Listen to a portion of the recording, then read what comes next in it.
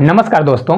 तो RRB group D में height और डिस्टेंस जो उन्नयन अवनमन कोण होता है कि कितना इसकी किसी मीनार की ऊंचाई, किसी मीनार किसी सीढ़ी की ऊंचाई, इस प्रकार का जो क्वेश्चन पूछा जा रहा है, भर भर के पूछा जा रहा है। तो ऐसे क्वेश्चन का आपको एक ही वीडियो में आपको कॉन्सेप्ट क्लियर करने वाला हूं। बहुत से बच्चों से इस टॉपिक में बहुत ज्यादा प्रॉब्लम रहती है, तो उसको मैं ऐसे बताऊंगा ताकि अगर कोई भी गलती 1% की भी ना हो पाए। देखिए, सबसे पहले इसमें 3 कंडीशन बनते हैं, बहुत छोटे छोटे क्वेश्चन पूछे जा रहे हैं, तो थोड़ा आप सीख लीजिए। देखिए, 3 कंडीशन हाइट डिस्टेंस में बनता है। पहली चीज ये बनेगा कि यहां पर दे देगा, देखिए जैसे मान लीजिए दिया है, तीनों में क्या होता है, समकोण त्रिभुज बनता है। तो हमेशा याद रखिए, कभी बोलेगा 30 डिग्री का एंगल बनता है, कभी उन्नयन के साथ 60 डिग्री का एंगल बनेगा और कभी उन्नयन के साथ 45 डिग्री का एंगल बनेगा। देखिए, इसका बोलने का तरीका ये होता है कि मान लीजिए सीढ़ी की ऊंचाई है, किसी टावर की ऊंचाई है, तो किसी टावर को उसके शीर्ष का उन्नयन कोण कितना दिया है, 30 दिया गया है। तो एक चीज याद रखिए, कभी भी त्रिभुज के तीनों कोणों का मान 180 डिग्री होता है। तो अगर ये 30 हो जाएगा तो ये ऑलरेडी 90 डिग्री रहेगा, तो ये 30 हो जाएगा तो ये वाला हमारा एंगल कितना होगा, यहाँ पर आपका 60 होने वाला है। अभी आप इसको हटा दीजिए, सिर्फ एक स्थिति को समझिए।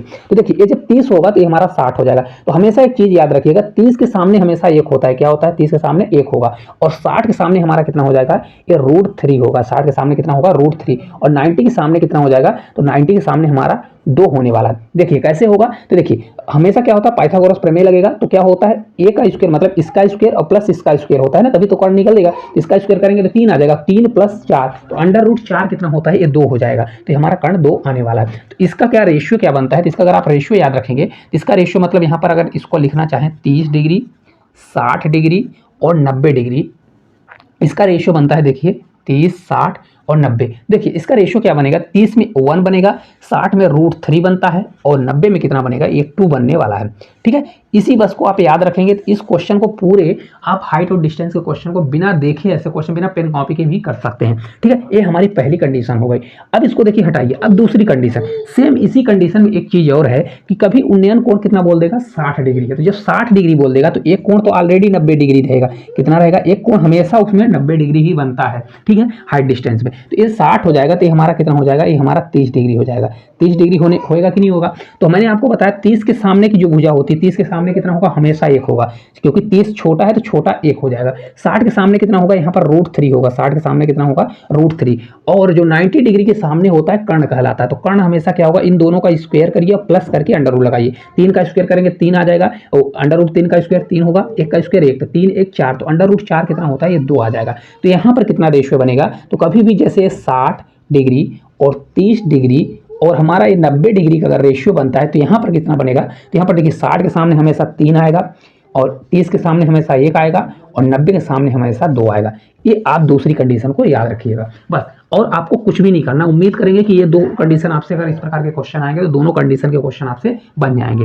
एक और टाइप है हमारा, कभी भी जब बोल देता है कि उन्नयन कोण 45 डिग्री का बनेगा, क्या बनेगा, उन्नयन कोण 45 डिग्री का, तो या तो आपसे इसकी ऊंचाई पूछेगा, या तो इसकी ऊंचाई पूछेगा, या तो यहाँ से इसके पाद मतलब इसके इस बिंदु से इस बिंदु की ऊंचाई पूछने वाला है। सिर्फ शब्द का फेर रहेगा, पूछेगा यही 3 में से, इसके अलावा कुछ नहीं पूछता। तो देखिए 45 डिग्री की जब एंगल बन जाएगा तो एक एंगल ऑलरेडी 90 का पहले से ही रहता है, तो 45 होगा तो ये भी 45 हो जाएगा, क्योंकि तीनों एंगल का मान कितना होता है, 180 डिग्री। 45 45 90 और 90 90 कितना हो जाएगा, 180 हो जाएगा। 45 के सामने हमेशा 1 बनता है, कितना बनता है, याद रखिएगा 45 के सामने हमेशा 1 बनेगा। तो ये भी 45 है, इसके सामने क्या बनेगा, 1 बनेगा। ये अब 90 के सामने क्या बनेगा, इसका स्क्वायर और प्लस करेंगे तो हमारा बन जाएगा √2। कितना बन जाएगा, √2, क्योंकि √2 किसी का भी स्क्वायर नहीं होता, इसलिए √2 हो जाएगा। तो इसको भी आप याद रखिएगा। कभी भी अगर ऐसा बन जाता 90 45 और 45 वाली कंडीशन आ जाती है तो आपको इसको मन में रखना है कि 90 वाले में क्या होता है, √2 हो जाएगा, मतलब एक कर्ण हमारा √2 हो जाएगा, 45 वाला 1 हो जाएगा और 45 वाला आपका 1 होने वाला है। इस प्रकार का रेशियो चलता है। ठीक है, अब अगर इसको इतना आपको याद है ना तो आप पेपर में कभी भी गलती करने वाले नहीं। और अगर इतना याद है तो आप हमेशा याद रखिए, देखिए अगर 60 दिया है तो क्वेश्चन में बोल दिया कि अगर इसकी 60 और इसकी हाइट बोल दिया, तो आपको पता है कि अपने दिमाग में बैठा कर रखें कि इसके सामने की भुजा होती है सामने। अगर इसकी हाइट मतलब दे दिया 60 √3 दे दिया तो इसका डिस्टेंस कितना होगा, ऑलरेडी 60 हो जाएगा। और अगर आप मन में बैठा के रखेंगे इसकी हाइट कितना दिया है, 60 √3 दिया है, तो अगर एक कर्ण वाला पूछ रहा है मतलब उसकी तिर्यक ऊंचाई बोल रहा है, तो 60 का 2 गुना कर देंगे, 60 दूना 120 आ जाएगा। ठीक है, चलिए 1 2 क्वेश्चन करा देते हैं जिससे आपको कोई भी कंफ्यूजन होगा तो 100% दूर हो जाएगा। एक क्वेश्चन मैंने एमपी पुलिस में भी कराया था, बच्चों को बहुत हेल्प मिला था, और आज फिर से करा रहा हूं तो आपको 1 2 क्वेश्चन भी करा दूंगा जिससे आपको ग्रुप डी में पेपर क्वेश्चन पूछेगा तो ऐसे आप मक्खन की तरह उड़ा देंगे। ठीक है, चलिए पहले क्वेश्चन की ओर चलते हैं। देखिए पहला क्वेश्चन है 120 मीटर की ऊंचाई पर उड़ रही एक पतंग एक डोरी से बंधी हुई है। कोई पतंग ऊंचाई पर उड़ रही है। अब देखिए इस क्वेश्चन में गलत होता है, कभी कोई पतंग की डोरी का पूछेगा। अभी देखिए आगे बताएंगे। तो भूमि के 36 के साथ अगर 30 डिग्री का कोण बनाती है तो डोरी की लंबाई क्या होगी? डोरी की लंबाई बोल दिया ना। अब देखिए मैं आपको एक डायग्राम के माध्यम से पहले बता देता हूँ। देखिए ये कुछ इस प्रकार का है। अब देखिए यहाँ पर जब आप लोग पतंग उड़ाते हैं तो पतंग जो उड़ाते हैं तो पतंग की ये जो डोरी होती है, डोरी की लंबाई ये कहलाती है। ठीक है, अब मान लीजिए पतंग है और पतंग यहाँ पर कहीं पर उड़ रही है, तो मान लीजिए इसको हम कर देते हैं ए मान लेते हैं, इसको बी, और यहाँ पर ये सी आ गया। सी पॉइंट पर मतलब ए बी ऊंचाई पर उड़ रही है। तो यहाँ पर देखिए साफ साफ दे दिया कितने ऊंचाई पर उड़ रहा है, तो 120 मीटर। कितने पर उड़ रहा है? 120 मीटर पर। ठीक है, अब देखिए और उन्नयन कोण कितना बना है? 30 डिग्री। कितना बना है? 30 डिग्री बना हुआ है। तो मैंने आपको वो बताया कि एक हमेशा एंगल कितना बनता है? 90 बनता है। तो अगर ये 90 रहेगा और ये वाला हमारा 30 होगा तो ये वाला ऑलरेडी कितना हो जाएगा? 60 डिग्री होने वाला है। ठीक है, अभी इसको हटा दीजिए 60 डिग्री। तो मैंने आपको क्या बताया था, कभी भी जब 30 रहता है तो 30 के सामने हमेशा क्या बनेगा? 1 बनेगा।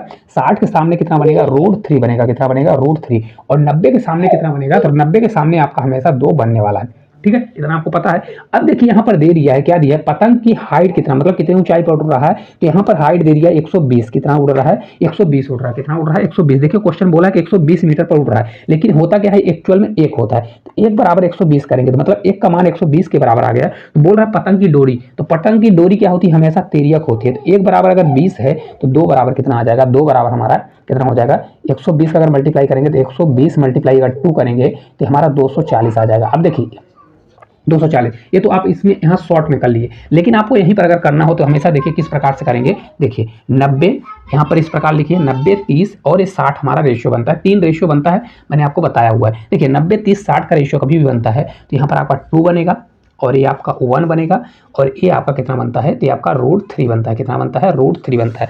अब यहाँ पर देखिए कि 30 के सामने दिया है, तो ये देखिए किसका एंगल 30 के सामने वाला दिया है, मतलब 1 के बराबर। तो 1 बराबर हमारा 120 दिया है। कितना दिया है? 1 बराबर 120, मतलब कितना गुना है? कि 120 गुना है। तो इसकी पतंग के मतलब 90 डिग्री के सामने वाला पूछ रहा है, 90 डिग्री के सामने वाला, तो मैं इसमें 120 का मल्टीप्लाई कर दूंगा। तो 120 का मैं मल्टीप्लाई करूंगा तो 240 आ जाएगा। कितनी उसकी मतलब इसकी पतंग डोरी की लंबाई कितनी होगी? तो 240 सेंटीमीटर होने वाली। सेंटीमीटर में दिया है कि मीटर में? तो 240 आपका right answer option number c होने वाला है। ठीक है, चलिए एक दो क्वेश्चन और कर लेते हैं जिससे आपका कोई भी कंफ्यूजन होगा तो हट जाएगा। देखिए अगला क्वेश्चन है, भूमि पर खड़े एक व्यक्ति की आंखों से किसी टावर के शीर्ष का उन्नयन कोण दिया गया है 30 डिग्री है। यदि व्यक्ति की आंखों से टावर के शीर्ष की दूरी 40 मीटर है तो टावर की ऊंचाई क्या होगी? देखिए क्वेश्चन को अच्छे से पढ़िएगा, नहीं तो गलत हो जाएगा। अब देखिए पहले क्या बोल दिया कि पहले आप एक डायग्राम, अगर आपसे नहीं बनता तो पहले एक डायग्राम बना लीजिए। ऐसे डायग्राम बनाइए। देखिए डायग्राम बना लीजिए। ए दिया है, यहाँ बी दिया है और यहाँ सी दिया है। यहाँ कहीं पर वो खड़ा है और यहाँ से उसकी आंख यहाँ पर कहीं पर है। अब देखिए उसका कोण कितना बन रहा है, तो इसका भी उसका 30 डिग्री बन रहा है। कितना बन रहा है? 30 डिग्री। तो मैंने बताया कि 1 डिग्री एक हमेशा 90 डिग्री बनता है। ये हमारा कितना होगा? अगर 30 है तो हमारा कितना हो जाएगा? 60 डिग्री होने वाला है। ठीक है, अब उसकी आंखों का यहाँ से इस शीर्ष का उसका दूरी दे दिया है, इसका दूरी दे दिया है। तो देखिए कभी भी ये वाला एंगल बनता है 90 30 और 60 का एंगल कभी भी बनता है। तो इसको हम कैसे लिखते हैं? देखिए इसको बनाते हैं, 90 के सामने कितना होता है? हमेशा 2 होता है। 30 के सामने कितना होगा? 1 होगा और इसके सामने √3 होने वाला है। ठीक है, इस प्रकार का रेशियो बनता है।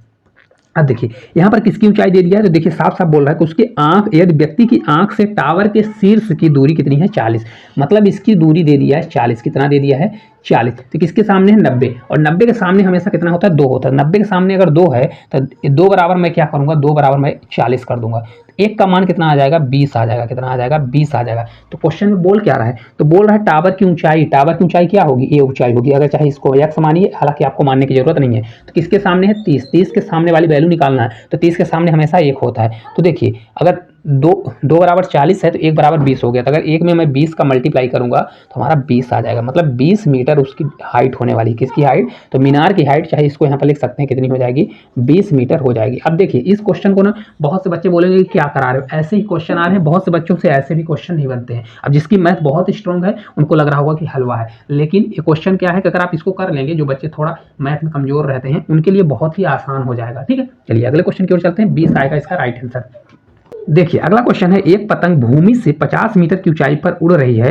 यदि पतंग की डोरी भूमि के साथ 30 डिग्री का कोण बनाती है तो डोरी की लंबाई क्या है। देखिए इस क्वेश्चन का मैं आपसे उम्मीद करूंगी, क्योंकि मैंने 2 क्वेश्चन बता दिया 30 डिग्री वाला, तो एक क्वेश्चन आप क्या करेंगे, इस क्वेश्चन का आंसर आप लोग कमेंट बॉक्स में कमेंट करके जरूर बताएंगे। ठीक है, आपको साइड में क्वेश्चन दिख रहा है। तो चलिए तो लास्ट क्वेश्चन की ओर चलते हैं, 45 वाला करा देते हैं, जिससे आपका कोई भी कंफ्यूजन नहीं रहेगा। देखिए किसी टावर के शीर्ष का उन्नयन कोण भूमि पर स्थित एक बिंदु से 45 डिग्री है, तो यदि टावर की ऊंचाई 20 मीटर है तो उस बिंदु से टावर के पाद की दूरी कितनी होने वाली। पाद का मतलब होता है उसके जहां मतलब पॉइंट। देखिए मैं आपको डायग्राम के माध्यम से ज्यादा अच्छे से समझा सकता हूं। देखिए ये कोई मतलब डायग्राम है, इस प्रकार से बना हुआ है। यहाँ पर एक एंगल आप लोग जानते हैं कि एंगल हमेशा 90 डिग्री का बनेगा। यहाँ पर एक दे दिया है 45 डिग्री, तो अगर ये 45 होगा तो भी हमारा एंगल कितना बनेगा, 45 डिग्री का बनेगा। बनेगा कि नहीं बनेगा, तो ये हमारा ए हो गया, ये बी हो गया। नाम रखना है तो रखिए, ना रखना तो ना रखिए। अब देखिए बोल दिया यदि टावर की ऊंचाई क्या है, टावर की ऊंचाई दे दिया, ऊंचाई क्या है, ये ऊंचाई ना कि तिर्यक ऊंचाई बोला है, टावर की ऊंचाई 20 है, कितनी है 20 दिया है। तो हमसे बोल क्या रहा है, तो बिंदु से टावर, बिंदु का मतलब होता है यहाँ इसके पाद बिंदु, पाद बिंदु इसको टावर यहाँ से कहीं से खड़ा है तो इसके पाद बिंदु से इसकी हमको ऊंचाई पूछ रहा है, इसको मान लीजिए चाहे एक्स मान लीजिए। अब देखिए कभी भी क्या होता है कि अगर 90 45 का केस आ जाता है तो हमको क्या करना पड़ता है, हमेशा याद रखिएगा 90 45 का केस आएगा तो 90 वाला √2 बनता है, 45 वाला 1 बनेगा, 45 वाला 1 बनेगा, इसको आप याद रखिएगा।